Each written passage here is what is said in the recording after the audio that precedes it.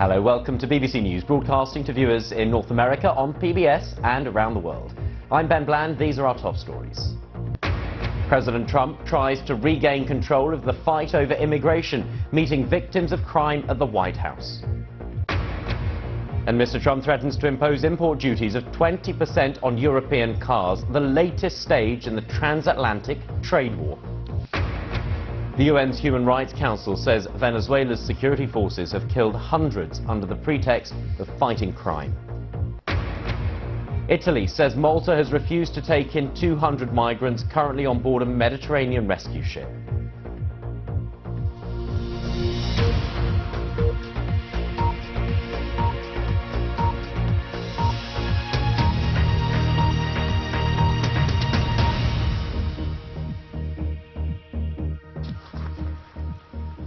Hello. The crisis over immigration rules in the United States looks no closer to being resolved. Earlier, President Trump pressed the case for greater border security, appearing in a news conference with people whose family members were killed by undocumented immigrants. Meanwhile, along the southern border, hundreds of children remain separated from their parents. That is, despite a U-turn on the policy by President Trump. The BBC's Aleem Maqbool is in El Paso, Texas, from where he sent this report. In a detention camp close to the Mexican border, the US is holding children. We saw them being trooped between tents in single file.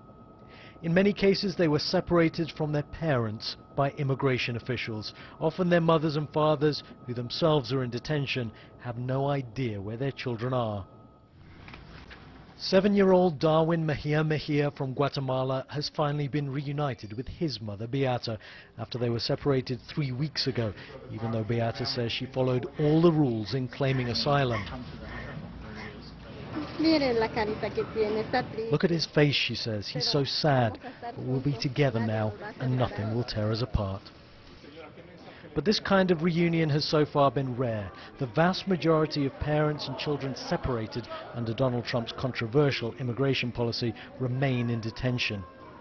Lawyers say many have still had no communication with their children and have been given no information about their welfare or even location. Receipts are given for people's property, and yet these individuals were not receiving anything in terms of a human being, their child. It is akin to kidnapping someone when you take someone away from someone and don't give them any information whatsoever. Ciceri says he fled Honduras after getting death threats there. But when he came to the US earlier this month, his daughter, shown in these family photos, was taken from him. Ciceri's in prison where we spoke to him by phone. He's desperate even just to speak to his daughter. They didn't give me any explanation. The only thing they told me was, you're going to be separated from your daughter. It really made me feel powerless. Because imagine a little girl, 8 years old, who's crying and clinging to your leg. Never afraid of stirring things up, Donald Trump today decided not to focus on the families separated by his immigration rules, but on relatives of those killed by illegal immigrants. They don't talk about the death and destruction caused by people that shouldn't be here, people that will continuously get into trouble and do bad things. For years their pain was met with silence, their plight was met with indifference, but no more. This country's been dramatically split over border security. The president's new order that's meant to end family separations, signed under huge pressure, doesn't change that. Aleem Maqbool, BBC News in El Paso. Chris Buckler, our correspondent, joins us now live from Washington. Chris, this is, I suppose, President Trump returning to an issue which quite consistently he campaigned on during the election and is one of the reasons that his supporters put him in the White House. Yeah, and we had a rally this week where Donald Trump was surrounded by people who shouted that catchphrase, "Build that wall," talking about his proposed border wall between Mexico and America once again. And fundamentally, he believes on this issue that divides America, the border itself, he believes that his supporters are on his side. And you get the distinct impression when he speaks that he didn't like backing down this week under all of those pressure that came from seeing those pictures of children in cages, that came with the crying of children that was seen in some of the video. He didn't like backing down. It went against his natural instincts. And what we've seen in the last 24 hours is him effectively back on the attack, talking about the dangers of immigration, talking about the problems that immigration poses for American society, and pushing back after a week when he was forced to make something of a U-turn, something that he hasn't really done in his presidency so far. You mentioned that U-turn, Chris, this executive order that will end any further separations of children from their parents, but not much clue given really as to what they're going to do about those who've already been split up. Yeah, Ben, it's a really tough one. And that's partly because, frankly, the government isn't sure of how to do that in simple terms. Because, for a start, the parents and the children are being held by two different government departments. In future, going forward, they have plans to have families held together, and they will be held by a third government department. So you have all of these people being held in different facilities at different stages of the process. For example, there are parents that are going through the justice system. They are going to be prosecuted, and all of this is frankly a bit of a mess for the government to deal with. There have been times this week whenever we've been asking them questions and they've been saying one thing and then saying, oh no, that's not going to happen. The truth is the White House has struggled on this, but the issue of immigration, it is not going to go away, and it promises to be a heated discussion in this November's elections. Okay, Chris, thanks very much indeed. Chris Buckler there for us in Washington.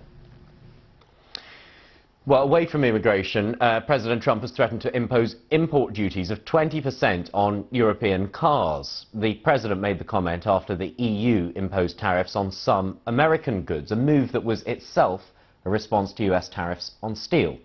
Shares in the car makers BMW, Porsche and Volkswagen all fell on the news. Nick Bryant is in Washington. It's not just a transatlantic trade war with the European Union, it's a trans-Pacific trade war with China, it's a trans-border trade war with Canada and Mexico. India took retaliatory measures against the United States today. Japan and Turkey is preparing to do the same. This is broadening and this is widening. Now, many of Donald Trump's supporters, of course, especially those in the old industrial heartland states of the Rust Belt, love the rhetoric of the trade war. But will they like the reality? Because the European Union has been very specific about which US goods it's targeting. It's gone for brands like Harley-Davidson, not because they're iconic, not because they're symbolic, but because of where they are made, in those Rust Belt states of the old industrial heartland. They're trying to damage Donald Trump politically. Many Republicans fear this will damage America economically, a view shared by most business groups like the US Chamber of Commerce. The markets are very jittery. But the fundamentals of the US economy are very strong. Unemployment's at an 18-year low. Donald Trump believes he's entering this battle from a position of economic strength. Nick Bryant there reporting. The United Nations has accused Venezuela's security forces of killing hundreds of people under the pretext of fighting crime. In a report, it cites shocking accounts of young men being killed during operations, often in poor neighbourhoods, between 2015 and 2017. The UN's human rights chief said no one was being held to account, suggesting the rule of law was, quote, virtually absent. Venezuela has in the past dismissed human rights allegations as lies, as the country goes through a protracted political and economic crisis. Andrew Plant reports.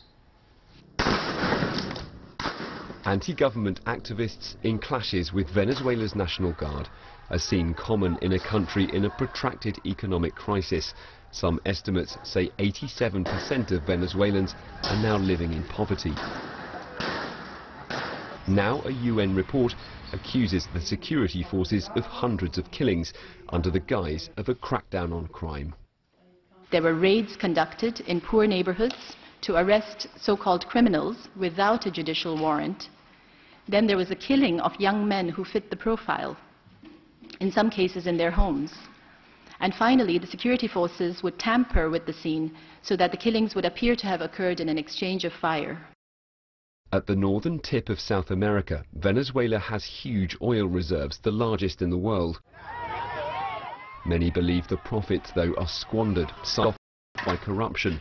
President Nicolas Maduro accused of increasingly authoritarian rule. Juan Pablo's family, one of dozens who say they are unable to get justice after he was killed, shot by police, they say, demonstrating in the capital Caracas last year. It's been 1 year since our son was killed. We have been denied justice by the Office of the Public Prosecutor. No one will allow us to identify the guard responsible for killing our son. Amid hyperinflation and severe shortages, the report says families search for food in bins, while protesters face the possibility of detention, ill treatment and torture. The Venezuelan government has previously dismissed criticism and denied the problems exist. The Office of the High Commissioner for Human Rights is now calling for an immediate international inquiry, saying no one is being held to account and that Venezuela's rule of law has virtually disappeared. Andrew Plant, BBC News. Italy says Malta has refused its request to take in a boat run by a charity carrying more than 200 rescued migrants in the Mediterranean. The migrants on the Lifeline vessel were picked up off the Libyan coast on Thursday. A week ago, a similar boat carrying more than 600 migrants was diverted to Spain after both Italy and Malta refused to let it dock. Our Rome correspondent James Reynolds reports. The migration route across the Mediterranean is dangerous and also increasingly complicated. This week, the United Nations says that more than 200 migrants have drowned trying to make the journey. And those who get rescued by NGO boats face an uncertain search for a port. The nearest European countries, Malta and Italy, do not want to take in NGO vessels, including the Lifeline. Italy's new populist government warns that it will impound the Lifeline if it reaches Italian territory. Instead, Italy is urging Malta to take in the NGO vessel, arguing that the smaller country is the nearest safe port. But Malta has often said that it doesn't have the capacity to accommodate large numbers of survivors. In order to prevent another standoff at sea, other European countries are now getting involved. The government of Spain, which last week provided a port to the NGO boat Aquarius, says that it's now in contact with Malta, Italy and also France. James Reynolds reporting there for us. You're watching BBC News. Stay with us, still to come. Brazil escaped World Cup embarrassment with a pair of last-minute goals.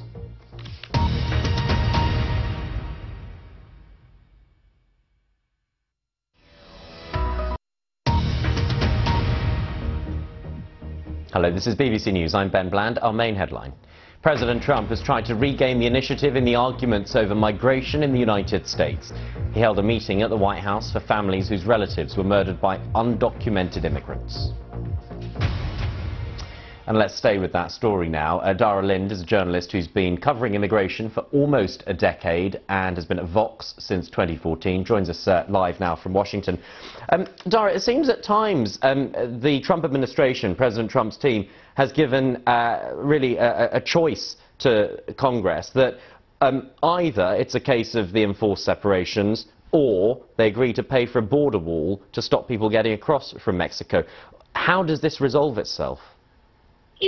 It's actually much more demanding than that even. They have all but told Congress that they have a little under 3 weeks to approve what they laid out in an executive order on Wednesday, which is detaining families who cross the U.S.-Mexico border indefinitely, which isn't currently allowed in the law.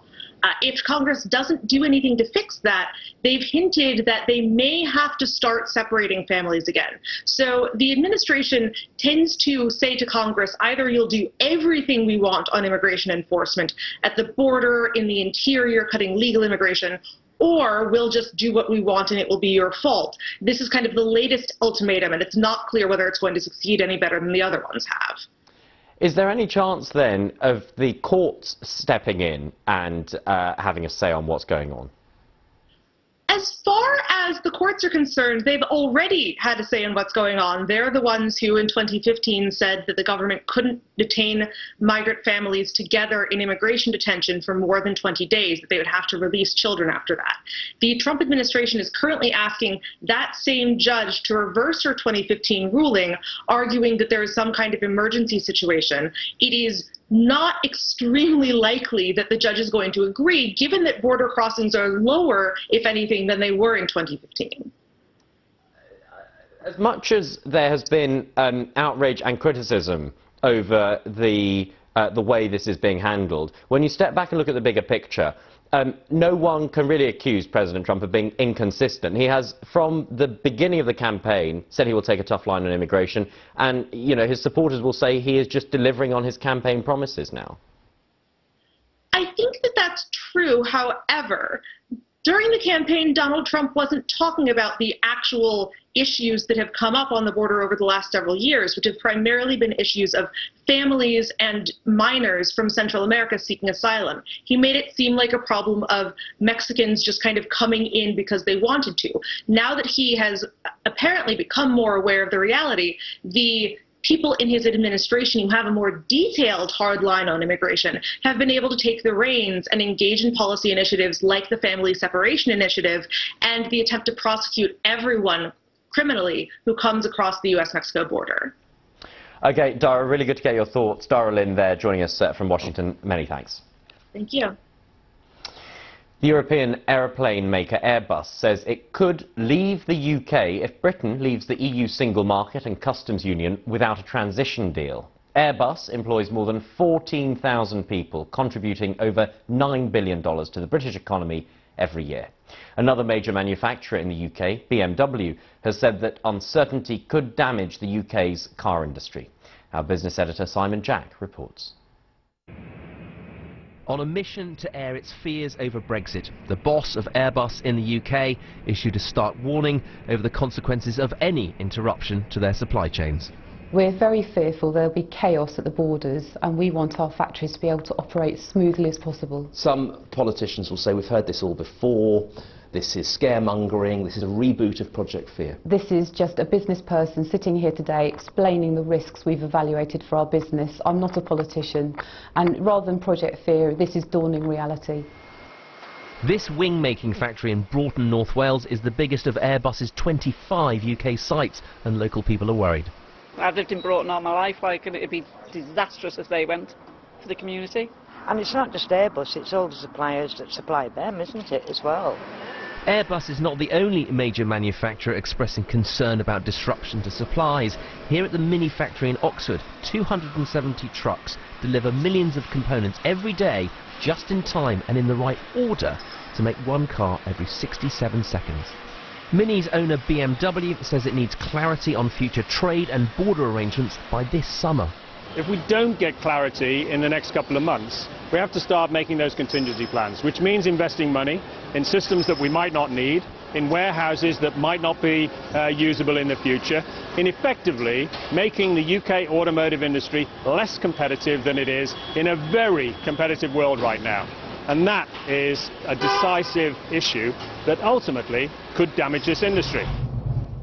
Advanced manufacturing is a delicate, finely tuned business. Minis may be made in the UK, but it's not as straightforward as that. When it comes to symbols of British manufacturing, it doesn't get much more iconic than this. But how British is a Mini? Well, the steering wheel's from Romania, the front lights are from Spain, the rear lights are from Poland, the crankshaft is from France, and these components can go back and forth several times between here and the EU. In fact, of the components that go into this car, 60% come from the EU. You get a real picture of how it takes a continent to build a car. So why not simply source more parts here in the UK? There just isn't the UK supplier infrastructure here. 15 million cars produced in Europe, 1.5 million here. The sourcing tends to be in Europe because that's where the main factories doing this sort of business are. The government insisted it is listening to business and wants the same things from the negotiation.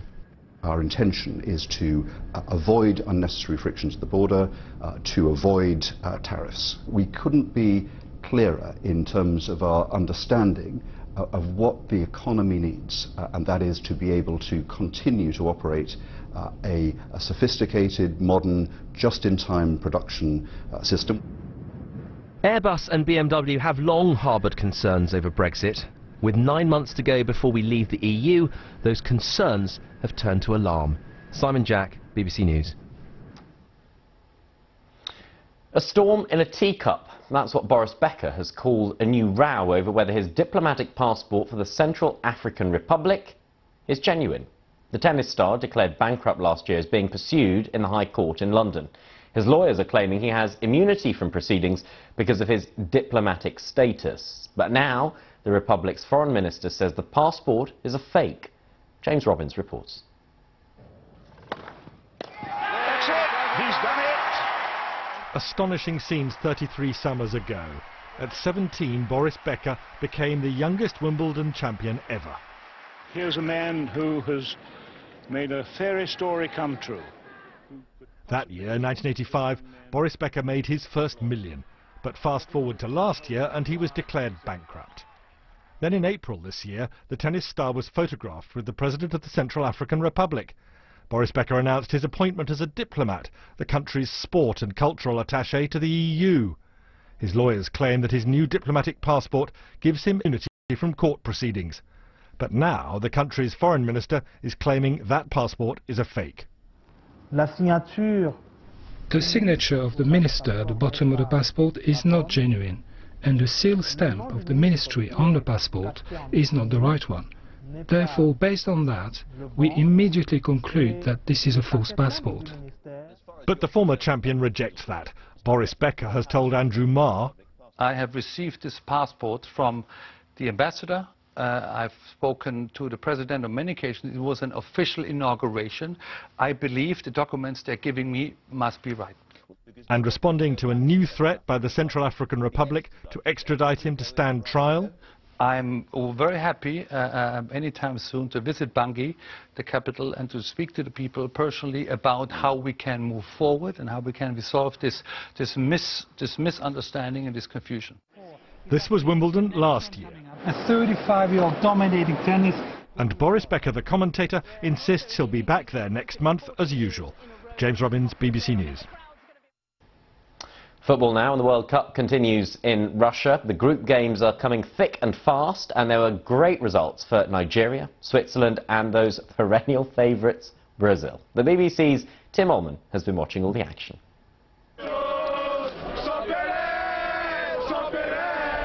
There's leaving it late, and then there's leaving it late. These Brazil fans were celebrating after a vital win at this World Cup, but they know just how lucky they were. Yeah, we're so happy. At the end of the game, we scored. It's awesome. That's the best feeling ever. Oh my gosh, Keylor Navas saved us so many times. I was like, it's got to be our day. It's got to be our day. And then what happened happened. And what happened was this. Brazil, looking to overcome fierce Costa Rican resistance, thought they got a penalty. But then those magic letters VAR popped up again, and the referee changed his mind. It seemed like we were heading to a 0-0 draw, but come injury time, Philippe Coutinho managed to poke home and nod down from Roberto Firmino. 1-0 would have done, but they got a second, Neymar scoring his first goal of the tournament. Brazil, not all that impressive, but doing what they have to do. Staying in Group E, and Serbia hope to seal a place in the knockout stage, taking an early lead against Switzerland. But things turned around in the second half. First, Granit Xhaka making it 1-1. Then, in the 90th minute, a brilliant solo effort from Xherdan Shaqiri made it 2-1. There's still a lot of sorting out to do in this group. It's not much clearer in Group D. Nigeria doing their chances no harm at all with a 2-0 win over Iceland. Ahmed Musa getting both goals. Iceland did have a chance to make it 2-1, but Gylfi Sigurdsson's penalty flew over the bar. When it's not your day, it's not your day. Tim Ullman, BBC News. And to keep up to date with the very latest on all that's going on in the World Cup, just go to the BBC Sport website. Everything you need is there. Team news, interviews, results and fixtures, all building up to the final on July the 15th. Just go to bbc.com/World Cup. And don't forget, you can get in touch with me and most of the team here on social media. I'm on there at Ben M. Bland. This is BBC News. Thank you for watching.